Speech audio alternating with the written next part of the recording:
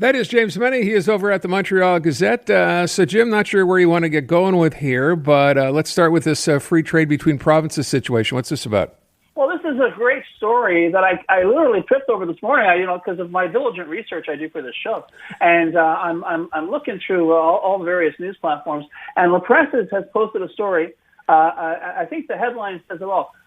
Interprovincial free trade, a jackpot of $45 billion, but the risk of anglicization. That's right.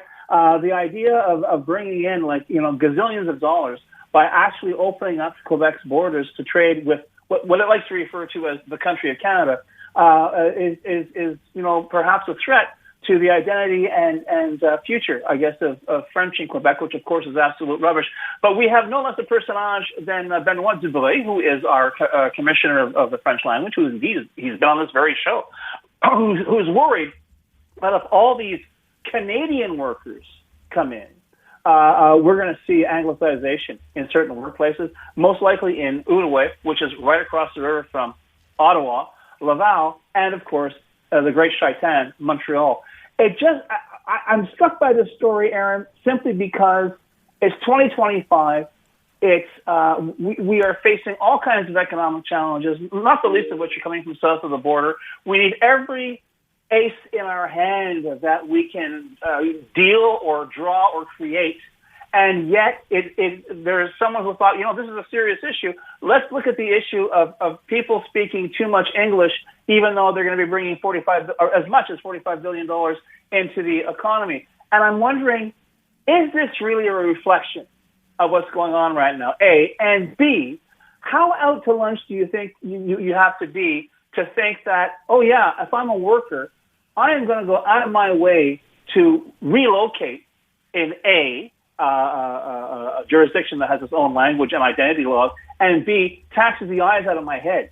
So you know what? I would say before you start worrying about the air in Ottawa or Laval or Montreal being polluted with the sound of English, maybe you should take a long, hard look at how much money is left in the till, look at how many billions of dollars your identity-obsessed government has basically flushed down the toilet, backing that big battery boom, that big electric vehicle boom that never materialized, and maybe just start, living in 2025 as opposed to having this sterile, useless, and quite frankly, destructive debate, which has been, a yoke around this province's neck for the past 50 years. So not necessarily in the same vein, but maybe sort of.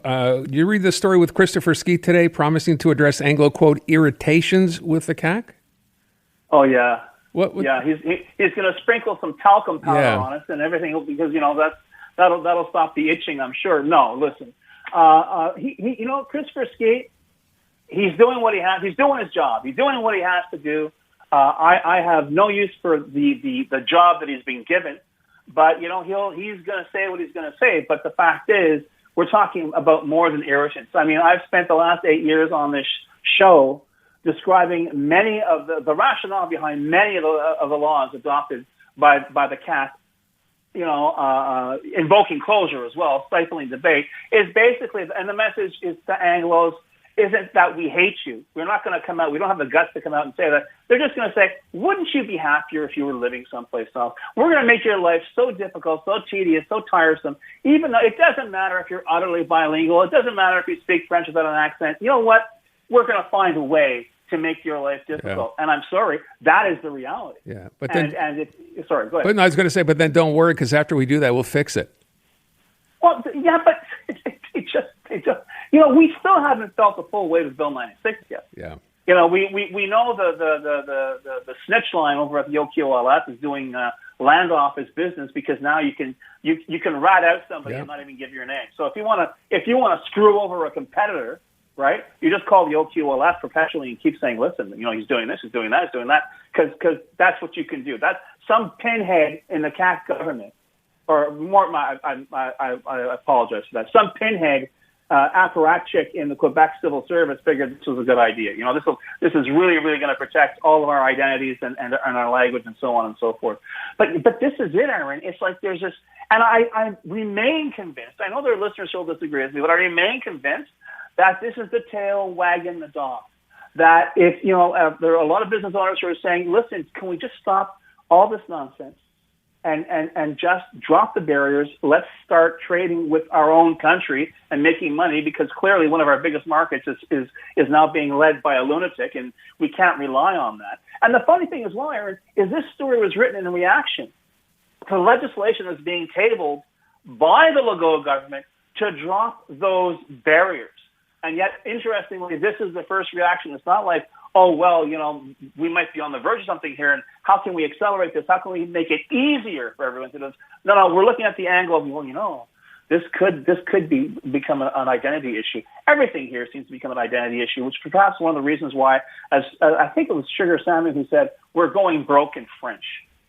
To your point, I know we were going to talk about this, but I'm curious. You brought this up, and I remember talking about this when we found out they'd be able to make complaints anonymously, and you're right, the number of complaints has spiked. Yeah. I just don't understand. Were there not enough complaints before that they felt we had to go ahead and allow people to do this anonymously? Did no one, do you think, realize that by doing that, you basically open yourself up to potentially competitors too? I don't get that.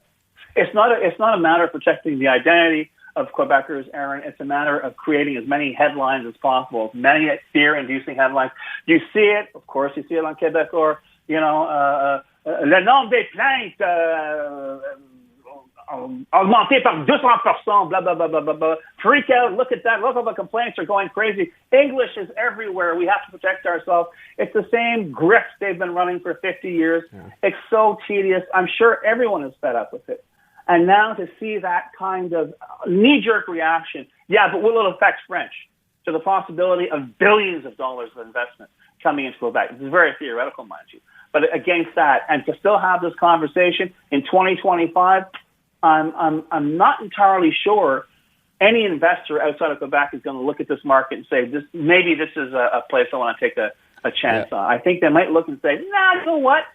Given that they're so good at making people's lives complicated, I'll go to a jurisdiction where my life is not going to be complicated. And we've heard that more than once. All right. The other issue concerns the municipal election. We have a new poll out today. Let's break it down. Well, I mean, when you're still talking about nearly a third of the electorate not knowing, I mean, we do see Soraya Martinez-Ferrada increasing her lead. But once again, I got to tell you, I've been writing up polls. I've been tracking polls, covering elections for a long time now. I don't trust. You do not bet on these polls. Do not take this to the bank. Do not think this is a happening kind of a thing. I don't think we really know. With that big a slice of undecideds, and I know we've been speaking all week about what the answer might be, or what might explain this. The fact is, I would be very interested to see what's going to happen on November 2nd. Once again, one potential, solution to this will be whoever's got the best ground game, the party that's got the best campaign workers, can get the vote up. That's the party that's going to win. But the other thing that scares the hell out of me, Aaron, is we're seeing 40%, 30%, 35% undecided. If that's the number of people who stay home, if that's the number, or if that's, God help us, if that's the number of people who come out, if we see that percentage again, and as I said, there is far more at stake in this election than bicycle paths. And I know it seems to be a common complaint now, Aaron. People are saying, well, no one's getting worked up about this, least of all the candidates. And you're right. But all that said, somebody out there had better, pick up the slack and say, listen, we are running out of chances here. And this is not fear mongering. Anybody who has lived here for more than 10 years can go downtown and say, I don't recognize this place. I'm not sure where they're going with it. Certainly, Projet Montreal put its bike path, anti-car imprimatur on downtown Montreal, for better or for worse. It's the kind of thing now we really can't even undo it. Okay, so I hope it works. But all that said, it seems the word is out, and and as I mentioned in our last topic, Aaron, I think the presumption that people have the time or the patience for Montreal to figure out which way is up is an arrogance this city can no longer afford. There are plenty of places for investors to go. There are plenty of places for consumers to go that are infinitely easier, more accessible, and quite frankly, more pleasant to use than those offered in Montreal. And spare me the the postcard cliches. Spare me the 1976, 1967 world-class city rubbish. That's over. That's done. And until someone turns around and finds a way to turn the Titanic away from that iceberg, I think we're all in big trouble. Jim, I want you to stay where you are. I try to have a little fun and again, I point this out only because we're talking about the two main mayoral candidates, and people continue to say, even now with the new poll results, there's no one out there with what we described right as the wow factor, right? Yeah. It's not as if one of them stands out and you can say, like Denny Coderre did, for example, for better or worse. So I put this together. Tell me if you would vote, okay, based on what you're about to hear, for this guy. You ready? Okay. Here we go. I know you're tired of speeches and empty promises. So am I. You want the truth because it's going to hurt. This city is a mess. It's been a mess for the past 8 years, and it's going to stay a mess unless you make a change. Plain and simple. And I am that change.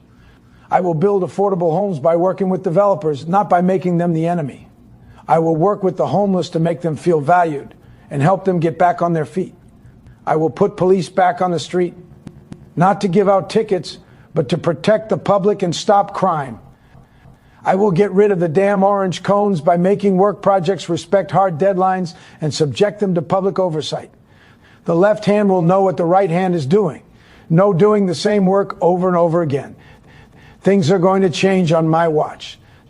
This city will become the city it can be, the city it used to be, the city we can be proud of calling one of the best in the world. That's my pledge to you. I will get it done. What do you think, Jim? Does he have your vote?